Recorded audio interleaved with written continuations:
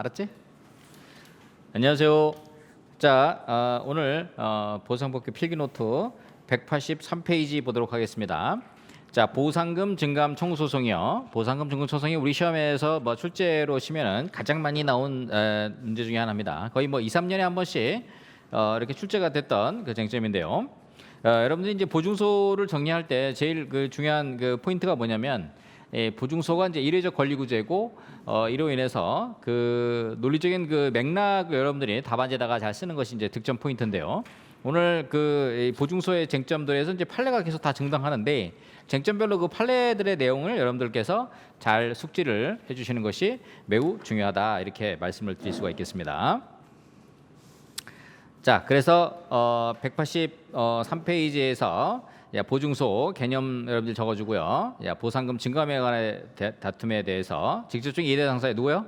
사업 시행자, 피수용자가 소송을 제기를 통해서 직접 다툴 수 있도록 한 당사자 소송으로서 우리가 이거를 뭐요? 분쟁의 이례적 해결, 신속한 권리구제 이런 측면에서 하고 있다 이렇게 보시면 되겠습니다. 자, 소송의 형태는요, 형식적 당사자 소송입니다. 제기라는 처분을 다투지만 법률관계 일방 당사자를 상대로 해서 소를 제기한다. 이래서 바로 형식적 당사자 소송이다. 이렇게 볼 수가 있겠습니다. 소송의 성질은 확인급부 소송이 타당하다 이렇게 보고 있고요. 소의 대상은 뭐다? 법률관계 즉 보상금에 관한 다툼이다 이렇게 보시면 되겠습니다. 자, 최근에 나온 판례에서 2018도 67 제3자가 압류나 추심 명령을 받더라도 당사자 적격은 상실되지 않는다라고 하는 그런 포인트인데요. 자, 184페이지 판례 한번 보시면 토지보상법 제85조 제2항에 따른 보상금 증액을 구하는 소의 성질, 토지보상법상 손실보상금 채권의 존부 및 범위를 확정하는 절차를 종합하여 보면 토지보상법에 따른 토지 소유자 또는 관계인의 사업시행자에 대한 손실보상금 채권에 관하여 형광펜, 압류 및 추심 명령이 있더라도 추심 채권자가 보상금 증액 청구의 소를 제기할 수 없고 채무자인 토지 소유자 등이 보상금 증액 청구의 소를 제기하고 그 소송을 수행할 당사자 적격을 상실하지 않는다고 본다. 그렇죠? 이렇게 볼 수가 있겠습니다. 자, 제소기간 관련돼서는 원칙적으로 이제 제소기간 제한이 없는데 자, 85조 1항을 따르도록 하고 있으니까 수용자에게서 정보를 받은 날로부터 90일, 이의제기를 받은 날부터 60일 내에 제기하면 된다. 자, 그다음에 이제 공탁 관련된 거요. 그래서 85조 1항에서 행정소송을 제기하기 전에 84조에 따라 늘어난 보상금을 공탁하도록 이렇게 돼 있는데 이 보상을 받을 자는 공탁된 보상금을 소송이 종결될 때까지 수령할 수 없도록 하는 그런 내용이 있습니다. 그래서 보상금 공탁 관련된 내용 한번 참고해서 보시고요. 그다음에 보증소의 특성, 심리 범위 관련돼서요. 특히 이제 자녀지 2008도 8둘 자녀지 관련된 거랑 그다음에 자녀지는 짜투리 땅이죠. 짜투리 땅은 처음부터 심리 범위에 들어와 있지 않습니다. 그래서 손실보상금 채권을 받을 채권에 대해서 이 그 심리 범위에 들어와 있지 않지만 당사자의 권리구제를 위해서 자녀지 심리 범위에 포함시킬 수 있다. 이게 2008도 8둘들이고요. 그다음에 보상 항목이 잘못됐다 그러면 재결에 대한 취소송을 제기해야 되는데, 그렇죠? 잘못된 제기를 했다 그랬을 때는 취소송을 제기해야 되는데 보증소로 하라. 2018도 227. 그다음에 완전 수용의 각하 재결, 그렇죠?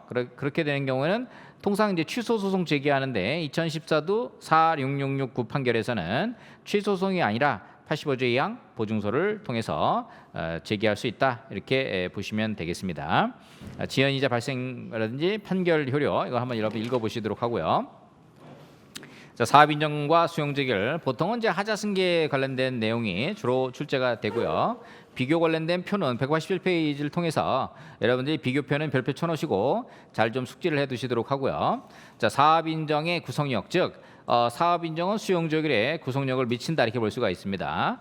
즉 사업 인정이 취소되지 않는 한 그 기능상 사업 인정 자체를 무의미하게 하는 재결은 할 수 없다. 이것이 판례 태도고요. 그다음에 2009도 1051에서는 사업 시행자의 공익사업 수행력과 의사가 사업 인정부터 수용 재결에 이르기까지 계속해서 존재하지 않으면, 그러니까 사업 시행자의 공익사업 수행력과 계속해서 이 사업 인정부터 수용 재결에 이르기까지 계속 유지돼야만, 그렇죠? 되는데 이것이 유지되지 않는다 그러면 수용권 남용에 해당한다 이렇게 보시면 되겠고요. 자, 그다음에 2009도 11607 그다음에 2017도 4037 이런 판례들을 보면은요. 결국 그 사업 인정과 수용 제기는 별개의 법률 효과를 목적으로 하기 때문에 하자 승계는 인정되지 않는다. 이게 정답이 되겠습니다. 자, 사업 인정과 수용 제기의 비교표 관련돼서는 여러분들이 시간을 내서 땀땀이 한번 읽어 주시면 될 것 같습니다. 자, 그다음에 188페이지의 화해, 이거는 참고만 하시면 되겠어요. 그래서 화해 개념, 그다음에 언제 화해가 들어가냐, 토지보상법 제 33조 1항 2항에 보면은, 그렇죠? 우리가 이제 재개를 할 때 화해를 권고할 수 있는 규정이 따로 있습니다. 그래서 토지보상법상의 화해란, 그렇죠? 188페이지 사업시행자의 재개 신청 후에 토지수용위원회가 공고하여 재개를 있기 전에 사업시행자와 피수용자가 서로 양보함으로써 재개에 의하지 않고 분쟁을 해결하자고 하는 의사의 합치를 우리가 토지보상법상 화해라고 한다. 자, 화해조서의 작성에 확정력을 부여하여 분쟁을 미연에 방지하고 공익사회의 원활한 취지에 있다. 이 정도 해서 결과적으로 여러분들이 이 개념 정도만 알아두시고, 이게 토지보상법 33조 제1항, 33조 제2항에 등장한다. 이 정도만 알아두시면 되겠습니다. 나머지 내용은 참고하시면 되겠고요. 그 다음에 공용수용의 효과, 보상금 지급 공탁, 이거 A급입니다. 189페이지에서 자, 사업 시행자가 재결에서 정한 보상금을 관할 공탁서에 공탁함으로써 보상금의 지급에 가름하는 것을 우리가 얘기하는데, 공탁 관련돼서 사전 보상 원칙을 관철하기 위한 부분이다. 이렇게 보시면 되겠고요. 보상금 공탁은 우리 판례에 따라서 변제 공탁과 동일한 효력을 부여한다. 이렇게 보시면 되겠고요. 자, 내용상 그 공탁의 요건 거알 불납 이렇게 볼 수 있습니다. 자, 보상을 받을 자가 그 수령을 거부하거나 수령할 수 없을 때, 두 번째 사업 시행자가 과실 없이 보상을 받을 자를 알 수 없을 때, 세 번째 관할 토지 수용이라 재결한 보상금에 대하여 사업 시행자의 불복이 있을 때, 네 번째 압류 또는 가압류에 의해서 보상금의 지급이 금지된 때에 되어 있습니다. 거알 불합에서 거부하는 경우, 알 수 없는 경우, 이 두 가지 케이스에서는 연기 스타디에서 우리가 사례를 들어서 어떤 경우에 이거를 공탁할 수 있느냐, 이런 부분들 한번 시험을 제가 낸 바가 있는데, 요거 한번 여러분 잘 풀어보시면 좋을 것 같습니다. 그 내용 보시고요. 그 다음에 공탁의 효과, 정당한 공탁의 효과는, 그렇죠, 보상금 지급 의무가 소멸하고 수용 개시일에 토지 등을 취득하는 공용수용 효과가 발생한다. 자, 미공탁을 하면 어떻게 돼요? 재결효력은 상실된다. 42조 보시면 되겠습니다. 다만 이 재결에 관련돼서는 별도의 그 실효 규정이 따로 없다. 이렇게 보시면 되겠습니다. 자, 그다음에 이제 공탁의 하자이죠. 하자 있는 그 공탁 유형. 자, 공탁의 요건에 해당되지 않는 공탁, 일부 공탁, 조건부 공탁 무효입니다. 다만 이제 조건부 공탁에 대해서는 당사자가 동의한 케이스에서는 유효하다. 이렇게 보시면 되겠고요. 그다음에 공탁의 하자의 치유 관련돼서는 실질적으로 하자 있는 공탁의 경우에 수용 개시일까지 하자가 치유되지 않으면 재결은 실효된다. 이렇게 보시면 되겠습니다. 자, 적법한 공탁의 수령 효과, 결국은 적법한 공탁을 수령한 경우에는 피수용자는 그 재결에 승복한 결과를 초래하는데, 이유보를 한 경우는, 그렇죠, 승복하지 아니한 것으로 된다. 이렇게 보시면 되겠습니다. 통상은 우리가 소송 제기만 가지고는 묵시적 이유보로 보지 않는데, 2006도 1호 사륙이 191페이지에 보면 소의 제기가 묵시적 이유에 해당한다고 하는 대법원 판례가 있습니다. 이 대법원 판례 아주 딸딸딸 여러분들 외워두시면 좋을 것 같고요. 하자 있는 공탁의 수령의 효과, 즉 여기 보면 925, 9548 무효다. 이렇게 보고 있습니다. 대행 및 대집행, 이것도 A급이죠. 자, 대행은 규책 사유가 없다. 대집행은 버티는 거죠. 그래서 토지보상법 제44조에 대행을 규정하고 있습니다. 토지나 물건을 인도 또는 이전할 자가 고의나 가실 없이 그 의무를 이행할 수 없거나, 이 동그라미 ER 이렇게 외우면 되겠죠. 사업시행자가 192페이지 사업시행자가 과실 없이 의무자를 알 수 없다. R 동그라미 알 수 없는 경우 사업시행자의 청구에 의하여 시장 등이 토지나 물건의 인도 또는 이전을 대행하는 것을 말하며 공익사업의 원활한 시행에 그 취지가 있다. 이렇게 보시면 되겠습니다. 일단 뭐 행정대집행의 일종으로 보는 견해가 우세하긴 하지만 우리가 실무적으로 직접 강제는 인정하고 있지 않기 때문에 이런 특이한 제도다. 이렇게 보시면 되겠고요. 그다음에 대집행 관련된 거, 자진 철거를 약정한 경우 대집행 가능성, 그렇죠? 2006도 7096 판결이 되겠습니다. 자, 대집행 개념 89조, 요거 행정대집행법 제 2조에도 있고요. 그 다음에 행정기본법 30조 제1항 1호에 있습니다. 그래서 개념은 뭐 여러분들이 모두 써 좋은데 기본적으로 행정기본법 제30조 1항 제1호에 있는 내용을 쓰시면 훨씬 좋겠다 이런 생각이 듭니다. 의무자가 행정상의 의무로서 타인이 대신에 행할 수 있는 의무를 이행하지 아니하는 경우 법률로 정하는 다른 수단으로는 그 이행을 확보하기 곤란하고 192페이지 그 불이행을 방치하면 공익을 크게 해칠 것으로 인정될 때 행정청의 의무자가 해야 할 행위를 하고 행위를 스스로 하거나 제3자에게 하게 하고 그 비용을 의무자로부터 징수하는 것을 우리가 대집행이라고 한다. 그렇죠? 원활한 공익사업의 취지죠. 토지보상법 제89조에서 규율하고 있다. 89조에서는 이완공 이렇게 규율하고 있는데 이것은 뭐냐면 특수한 상황인 즉 기간 내에 완료하기 어려운 경우 이런 거를 특정해서 대집행에 대한 요건 관련된 내용을 규율하고 있다 이렇게 보시면 되겠고 그리고 행정대집행법 제2조에서는 대다방 그래서 일반적인 대집행의 요건을 설명하고 있다 이렇게 보시면 되겠는데요. 자 190페이지 맨 밑에 보면 이 법 또는 이 법에 의한 처분할 의무를 이행할 자가 의무를 이행하지 아니하거나 기간 내 의무를 완료하기 어려운 경우 세 번째 의무자로 하여금 그 의무를 이행하게 하는 것이 현재의 공익을 해친다고 인정되는 사유가 있는 경우 사업 시행자가 시도지사나 시장구청장에게 대집행을 신청할 수 있다 이렇게 보고 있는데요. 2002도 4582에서 기간 내 완료할 가망이 없는 경우라 함은 그 의무의 내용과 이미 이루어진 이행의 정도, 이행의 의사 등에 비추어 해당 의무자가 그 기간 내에 의무 이행을 완료하지 못할 것이 명백하다고 인정되는 경우 우리가 기간 내 의무를 완료하기 어려운 경우다 이렇게 보고 있습니다. 자, 행정대집행법상의 대집행 요건 이것도 기억을 해두셨죠? 대다방, 대체적 자기 의무를 불이행이 있을 것, 다른 순으로 의무 이행의 확보가 곤란할 것, 불이행을 방치함이 심의 공익을 해야 할 것, 그렇죠?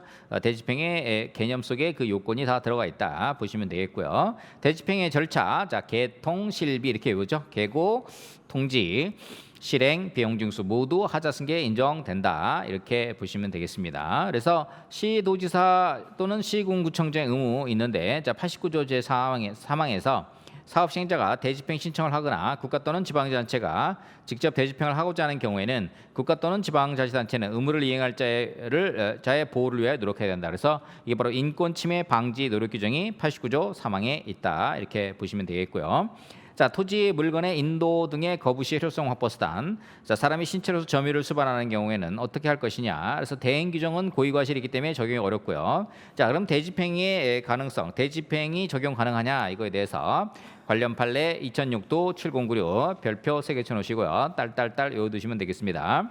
자, 194페이지에서 2006 7096 행정대집행법상 대집행이 대상이 되는 대체적 자기 의무는 공법상 의무해야 할 것인데 협의 취득은 공익사업에 필요한 토지 소유자와 협의에 의해 취득하는 것으로서 공공기관이 사경제 주체로 행하는 사법상 매매 내지 사법상 계약의 실질을 가지는 것이므로 그 협의 취득 시 건물 소유자가 매매 대상 건물에 대한 철거 의무를 부담하겠다는 취지의 약정을 하였다 하더라도 이러한 철거 의무는 공법상의 의무가 될 수 없고 이 경우에도 행정대집행법을 준용하여 대집행을 허용하는 별도의 규정이 없는 한 이와 같은 철거 의무는 행정대집행법에 의한 대집행의 대상이 되지 않는다. 정답 되겠습니다. 여기서 의무라고 하는 것은 비대체적 자기 의무까지 확대하는 것은 무리가 있다. 그래서 대집행의 대상이 되지 않는다 이렇게 보면 되겠고요. 자, 직접 강제에 관련돼서는 직접 강제로 할 수가 없다 이렇게 보고 있습니다. 관련 판례 보면 2002도 7096에서 협의 취득 시 건물 소유자가 협의 취득 대상 건물에 대해 약정한 철거 의무는 공법상 의무가 아닐 뿐만 아니라 토지보상법 제89조 정한 행정대집행의 대상이 되는 이 법 또는 이 법에 의한 처분한 의무에도 해당하지 아니하므로 위 철거 의무에 대한 강제적 이행은 행정대집행법상 대집행의 방법으로 신원할 수 없다 이렇게 보고 있습니다. 자, 위헌부담 이전 요거는 C급이죠. 토지보상법 제46조에 규율하고 있습니다. 그래서 요거는 요건 정도만 여러분들이 알아두시면 되겠고요. 76-1472 요 판례 좀 알아두시면 되겠습니다.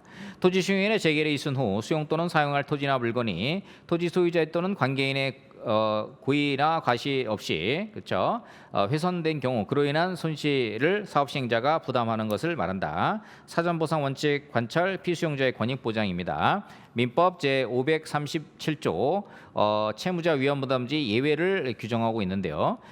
요건을 보면 위헌부담 이전 기간은 재결이 따른 것이기 때문에 그렇죠. 재결이 있은 후에 수용 개시일까지고요. 피수용자와 귀책 사유가 없어야 됩니다. 그다음에 목적물의 멸실, 훼손 등이 하나고 물건의 가격 하락에는 적용되지 않는다 이렇게 보고 있고요. 76-147이 이건 협의만 한 것인데 이런 케이스에도 채무자 위험부담주의 예외의 판례를 내놓고 있습니다. 댐 건설로 인한 이게 이제 8당 그 연수리 사건인데요. 댐 건설로 인한 수몰지역 내의 토지를 연수리 대심리 사건인데 수몰지역 내 토지를 매수하고 지상 임목에 대하여 적절한 보상을 하기로 특약하였다면 보상금이 지급되기 전에 그 임목이 홍수로 멸실되었다고 하더라도 매수 또는 보상하기로 한 자는 이행불능 동그라미 이행불능을 이유로 위 보상 약정을 해제할 수 없다. 즉 임목이 그 홍수에 떠내려가 버렸을 때 그에 대한 보상을 해줘라라고 하는 대법원 특이한 판례 내용이 되겠습니다. 자, 그다음에 이제 담보물권제 물상대위죠. 이거는 개념 정도만 알아두시면 되겠습니다. 그래서 보상금 지급 전에 압류해야 된다 이런 판례 이런 규정이 있죠. 물건의 목적물이 수용 또는 사용된 경우 담보물건을 채무자가 받을 보상금에 대해 행사하는 것을 말하는데요. 자, 목적물은 원시취득이죠. 담보물건이 소멸합니다. 따라서 물상대위는 담보물건의 채권을 보전하기 위한 측면이 있다. 즉 보상금 지급 전에 압류를 해야 된다 이런 내용 꼭 여러분들 기억을 해두시면 되겠습니다. 요거는 참고만 좀 해두시면 되겠고요. 그다음에 이제 환매권 관련된 내용이 되겠습니다. 환매권은 여러 차례 출제됐고 작년 1번 문제도 출제됐죠. 자, 환매권 원토지 소유자에게 돌려주는 거죠. 재산권의 존속 보장, 감정의 존중 이런 내용이 되겠습니다.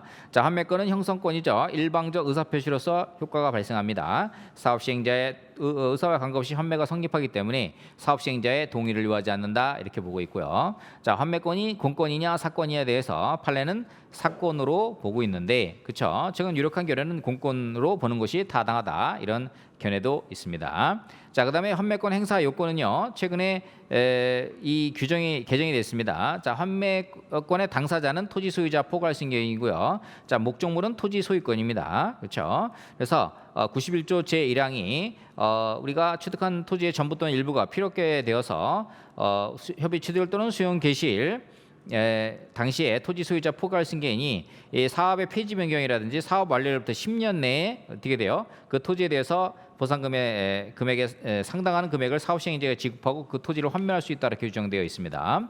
자, 여기서 그러면 그 폐지 변경이 뭐냐, 필요하게 된 때 뭐냐, 또 필요하게 된지는 주관적 의사라 아니가 객관적 의사에 따라 판단해야 된다 이렇게 보시면 되겠고요. 일정 기간 후에 취득한 토지 전부를 이용하지 않았다 그러면 91조 제2항에 따라서 5년 내 취득일로부터 5년, 행사는 6년 이렇게 여러분들 기억해 두시면 되겠고요. 1, 2항이 충돌한다 그러면은 당사자에게 유리한 쪽으로 해석하면 되겠습니다. 보통은 1항이 유리하도록 하겠죠. 자, 환매권의 행사는 환매권의 통지 공고를 하도록 되어 있습니다. 여기서 환매 통지 공고는 법상 의무고 이를 위반하면 불법행위한 소롭생 책임을 부담한다 이렇게 보시면 되겠고요.